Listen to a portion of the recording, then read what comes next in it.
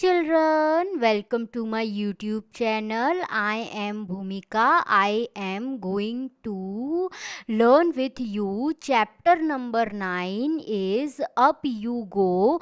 जैसे जैसे आप क्लाइंबिंग कर कर ऊपर जाओगे आपके अंदर बहुत सारा एक्सपीरियंस आएगा, आप नेचर को समझ पाओगे। ऐसे ही यहाँ पर एक कैंप है जो है माउंटेनियरिंग कैंप, जो जा रहा है माउंट एवरेस्ट की पीक पर अपना हिस्ट्री लिखने के लिए। और ये कहाँ से जा रहा है ये camp? Nehru institute of mountaineering Uttarkashi, वहाँ से ये माउंट कैंप जा रहा है। और वो वहाँ नेचर के अंदर क्रीक करेंगे, वहाँ पर लॉन्ग डिस्टेंस तक वॉक करेंगे और वो अपना एक्सपीरियंस हमारे साथ में शेयर करेंगे कि वैसे ट्रैकिंग करते हैं। So let's begin through our chapter. On the day of 2 February 1984 we were at the mountaineering camp and were very excited. 20 of us were teachers from Kendriya Vidyalayas. There were other women from banks and other institutes. Today was the second day of the camp. In the morning, as I got out of bed and put my foot down, I screamed in pain. I remembered yesterday 26-kilometer walk with a heavy rusk cat on my back. I was afraid to go back to that step climb and the rough, narrow path. With tears in my eyes, I started walking slowly towards the room of Brigadier Gyan Singh, the director of our adventure course. I was thinking of what I would say to excuse myself from that day's creak. Suddenly, I heard his deep voice from behind. Madam, what are you doing here at breakfast time? Hurry up, otherwise, you will have to trek on an empty stomach. अब क्या होता है, mountaineering camp जब start होता है वो बहुत ज़्यादा एक्साइटेड हो जाते हैं वो वहाँ पर सब लोग। वहाँ पर 20 केंद्रीय विद्यालय के टीचर्स होते हैं और जो अदर वुमेन्स होती है वो बैंक्स और इंस्टीट्यूशंस में वर्क करती है। जब after one day climbing, she got pain in her leg after walking around 26 kilometers with a heavy rusk cat. She was afraid to go again at a narrow path. She started tears in her eyes and went to talk Brigadier Gyan Singh, who is the director of adventure course, and thinking how she excuse for this trick. उसको बहुत ज़्यादा walk नहीं करना था nature के अंदर। जब nature में हम लॉन्ग वॉक करते हैं हम बहुत ज़्यादा थक जाते हैं और ये थोड़ा रिस्की भी होता है। तभी उसके अंदर से आवाज़ आई कि मैडम आप अभी यहाँ पर क्या कर रहे हो? ये तो ब्रेकफास्ट का टाइम है, तुम्हें जल्दी जाकर ब्रेकफास्ट कर लेना चाहिए, अदरवाइज़ तुम्हें ट्रीक करना पड़ेगा। तुम्हारे एम्प्टी स्टमक के साथ में तुम्हें भूखे रहकर ही इतना ज़्यादा चलना पड़ेगा, ऐसा ब्रिगेडियर ज्ञान सिंह ने कहा। Sir I could not say any more. You have come to tell me that you have a blister on your feet, that you cannot walk, isn't it? She said, Yes, sir. That is nothing new. Now you get ready quickly. अब ज्ञान सिंह ने क्या कहा कि ये कोई नई बात नहीं है, सारे स्टूडेंट्स ऐसे ही होते हैं, अब तुम जल्दी से रेडी हो जाओ ट्रिक करने के लिए। I hung my head and rusted back to get ready. I had just turned when I heard his voice again. Listen, madam, you will lead group number 7. You will have to help any member who was difficulty climbing the mountain. You have already been told about the responsibility of a group leader in the mountain. तब brigadier ज्ञान सिंह ने उनको क्या appoint कर दिया कि तुम group number 7 की लीडर हो, तुम्हें सारी डिफ़िकल्टीज़ में उन्हें हेल्प करना पड़ेगा और ये सारी रिस्पॉन्सिबिलिटीज़ तुम्हारे अंदर है। तुम क्या बन गई हो, अब लीडर बन गई हो और माउंटेन्स को क्लाइंब करवाना पड़ेगा। जब उसको ग्रुप नंबर 7 का लीडर अपॉइंट कर दिया गया तब उसने सोचा कि उसको सबके बैग को पिकअप करने में हेल्प करना होगा जब वो माउंटेन को क्लाइंब करेंगे, और उन्हें एक बेटर प्लेस देनी होगी जब उनको रेस्ट चाहिए, और जब वो फूड ईट करे उनको अच्छी क्वालिटी का फूड देना होगा। ये सब किसका काम होता है? ग्रुप लीडर का यही काम होता है। Group number 7 included girls from Assam, Manipur, Mizoram, Meghalaya and Nagaland. I was the only teacher from Kendriya Vidyalaya in this group. I was happy to meet my new group members. Most of them could not speak Hindi well. I still felt bad that after being together for 21 days, I could not talk even once. From Khondombi from Mizoram, she spoke only Mizo, but in our hearts we grew close to each other. जब वो leader बन गई group number 7 की, वहाँ पर girls थी आसाम, मणिपुर, मिज़ोरम, नागालैंड से, और वो ये ओनली वहाँ पर टीचर थी केंद्रीय विद्यालय की। वो उन सब से मिलकर बहुत ज़्यादा हैप्पी हुई। वहाँ पर ज़्यादा लोगों को हिंदी बोलनी नहीं आती थी, फिर भी वो 21 डेज़ एक दूसरे के साथ रहे। वहाँ पर उसकी एक फ्रेंड थी, उसका नाम था खोंदोम्बी। वो मिज़ोरम से थी और वो ओनली मिज़ो लैंग्वेज ही बोल सकती थी, फिर भी उनके हार्ट्स बहुत ज़्यादा क्लोज हो गए थे एक दूसरे से। नाउ क्रॉसिंग द रिवर, अब कैसे वो पूरा ग्रुप उस रिवर को क्रॉस करता है। On the day of 5th February 1984 we got vitamin C, iron tablet and hot chocolate milk with our breakfast. These were given from strength and go to keep us warm in the cold. Every morning there would be a medical check-up. We tried our bandages and counted the days left. After an 8-kilometer trek, we reached a river. There was a thick rope tied across the river from the bank to the river other. The rope was tightly fixed to pegs or pintons on both the side. I was feeling nervous. I started thinking what would happen if the rope came out. I will trying to estimate how wide the river was.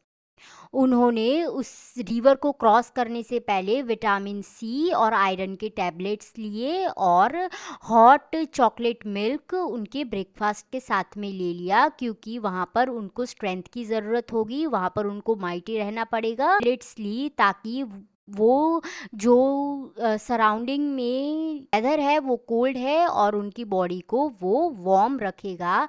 और वो हमेशा medical checkup करवाते थे और bandages बांध देते थे और काउंट करते थे कि उन्हें कितनी डेज और ट्रिक करना पड़ेगा। 8 किलोमीटर ट्रिक करने के बाद वहाँ पर एक रिवर आई जहाँ पर थिक रोप बांधी हुई थी रिवर बैंक्स पर, और शी वॉज वेरी नर्वस। वो नर्वस हो गई थी क्योंकि उसे रोप से बांध कर नेक्स्ट रिवर बैंक पर जाना था।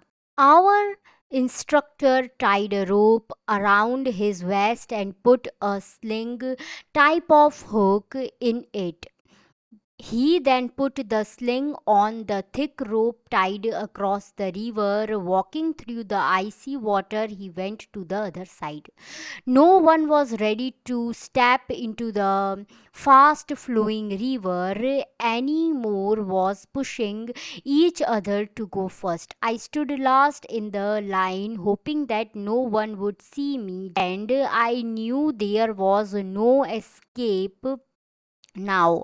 I was ready but did not have the courage.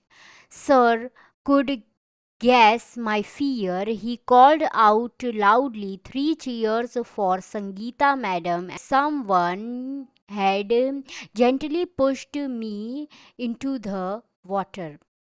अब वन इंस्ट्रक्टर जो था उसने अपने आप को रोप के साथ में हुक से टाई कर लिया और रिवर को क्रॉस कर कर रिवर बैंक के अदर साइड में चला गया।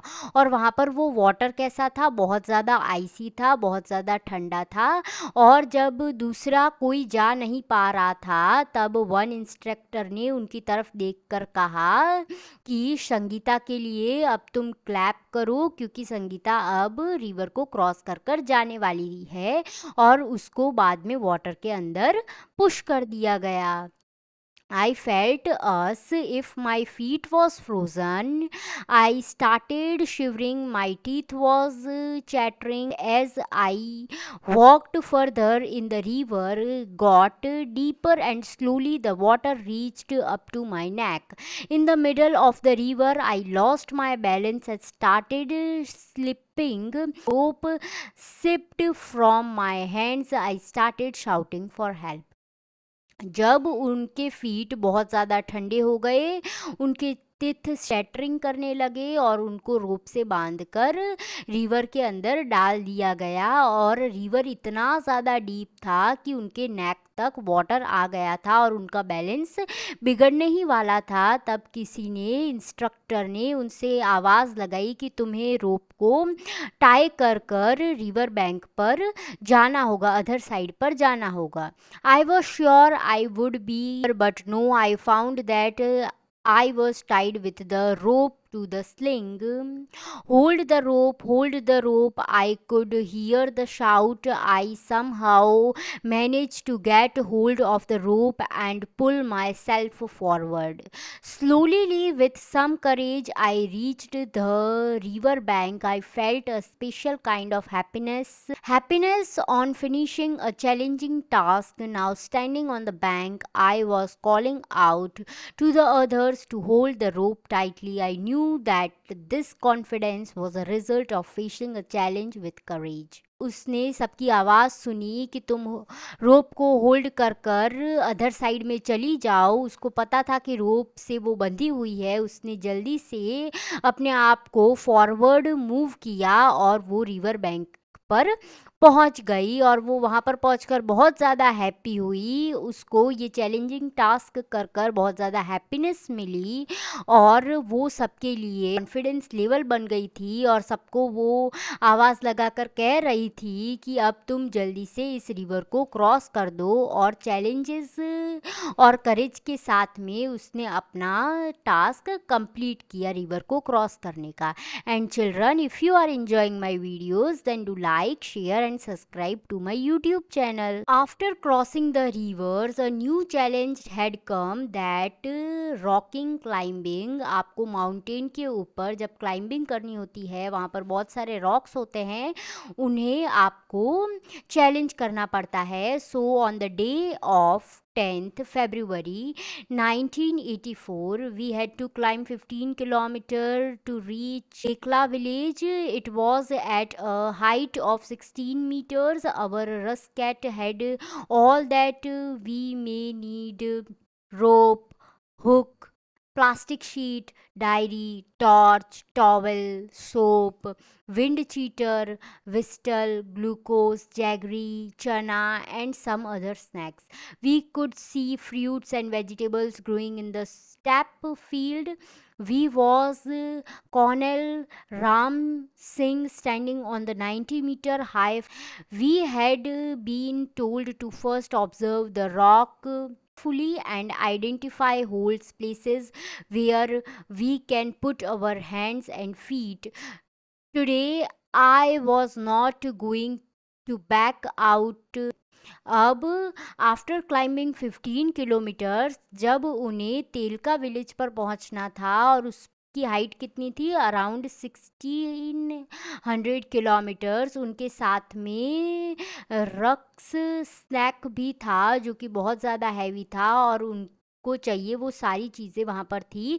जब वो वहाँ पर क्लाइंबिंग कर रहे थे, ट्रैकिंग कर रहे थे, उन्हें फ्रूट्स और वेजिटेबल्स की फील्ड्स दिख रही थी और कॉलोनेल राम सिंह जो 90 मीटर्स की हाइट पर खड़े थे और उनको इंस्ट्रक्ट कर रहे थे कि रॉक्स पर एकदम केयरफुली रहना, सारी चीज़ों को अच्छे से होल्ड कर रखना और उसी प्लेस पर उन्हें हैंड्स और फीट को मूव करना है, कहाँ पर रखना है। और our instructor tied a rope around his waist. He put the sling and held the thick rope which was hanging. He started climbing as if he was running up. I also put my sling, but as I took my first step, I slipped. And there was swing from the rope. Keep your body at an angle of 90 degree while climbing. I heard keep your back straight, do not bend. Keeping this in mind, I started to climb up again. While coming down, we had to use the rope in a special way called rappelling. I did this with the same fearlessness. जब उनके instructor ने वो रोप उनके waste पर बांध ली और आगे जल्दी जल्दी क्लाइंबिंग करने लगे, संगीता को लगा कि ये जो इंस्ट्रक्टर है वो रनिंग कर रहे हैं और जैसे ही उनका लेग स्लिप हो गया वो रोप के ऊपर स्विंग करने लगी और तभी वहाँ उनको आवाज़ सुनाई दी कि अपनी बॉडी को 90 डिग्री पर रखना है, अपनी बैक को एकदम स्ट्रेट रखना है और बैंड बिल्कुल भी नहीं होना है। वो आगे क्लाइंब करने लगी और उनको ऐसा लगा कि ये जो रॉक है वो एक फ्लैट ग्राउंड है, ऐसे वो चैलेंज के साथ में करेज को लेकर वो आगे गई। जब वो नीचे उतर रही थी उस माउंटेन से, तब उसको रैपलिंग कहते थे, उन्हें बिल्कुल भी अफ्रेड नहीं हुआ। विद अ बिग कैंप, उसने संगीता ने वहाँ पर बहुत ज़्यादा मज़े किए। उन्होंने के जो सर थे उन्होंने बहुत ज़्यादा उनको ब्लेस दी। The next morning we woke up and found that it was snowing. Wow, it was so beautiful, the plants, the trees, the grass and the mountain, everything looked white today. We were to climb higher to 227 meters. We walked carefully on the snow with the help of streakers. Enjoy throwing snowballs at each other and making a big snowman. जब next morning वो उठे, बहुत ज़्यादा experience लेने के बाद, river में track करने के बाद, रॉक्स पर ट्रैक करने के बाद, जब वो वहाँ पर कैंप बना के वहाँ पर रुके हुए थे, सारे फ्रेंड्स एक साथ में थे, वहाँ पर सॉफ्ट वाइट स्नोई फॉल होने लगी। वो इतना ज़्यादा ब्यूटीफुल लग रहा था, वहाँ के जो प्लांट्स, ट्रीज, ग्रास और माउंटेन्स थे वो भी बहुत ज़्यादा ब्यूटीफुल थे। वो एटलीस्ट 27 मीटर्स की हाइट पर थे और उन्होंने इतना ज़्यादा क्लाइंब करा हुआ था, उनके लिए थोड़ा डिफ़िकल्ट था, वो बार बार स्लिप हो रहे थे। जब आफ्टरनून में माउंटेन्स कवर्ड थे स्नो के साथ में, उन्होंने बहुत ज़्यादा इंजॉय किया, स्नो बॉल्स को अपने फ्रेंड्स के ऊपर फेंका और वहाँ पर स्नोमैन बनाया। लास्ट डे एट कैंप, 21 फरवरी 1984, जब लास्ट कैंप था, उन्होंने वहाँ पर क्या किया, सबको हग किया और सबको बाय कहा। जब लास्ट डे था तब फायर कैंप लगाया गया था और वहाँ पर एक प्रोग्राम किया गया था। उन्होंने बहुत ज़्यादा एंजॉय किया, जोक्स सुने, लाफ किया, सिंगिंग डांसिंग किया फायर कैंप के पास में। और बाद में जब मिडनाइट के अंदर आधी रात में ब्रिगेडियर ज्ञान सिंह ने उसको बुलाया, तब संगीता को लगा कि अब मैंने क्या कर लिया है। तब सर ने सबके साथ ने ये अनाउंस किया कि तुमने सबसे ज़्यादा परफॉर्मेंस अच्छा किया इस कैंप के अंदर। और सर ने उसको बहुत ज़्यादा ब्लेस किया और संगीता की आइज़ के अंदर टीयर्स आ गए और उसका फेस इंजॉय से भर गया। So children, in this chapter we have learned about a person who climbs and go up and reach some height. So children, thank you for watching my YouTube videos.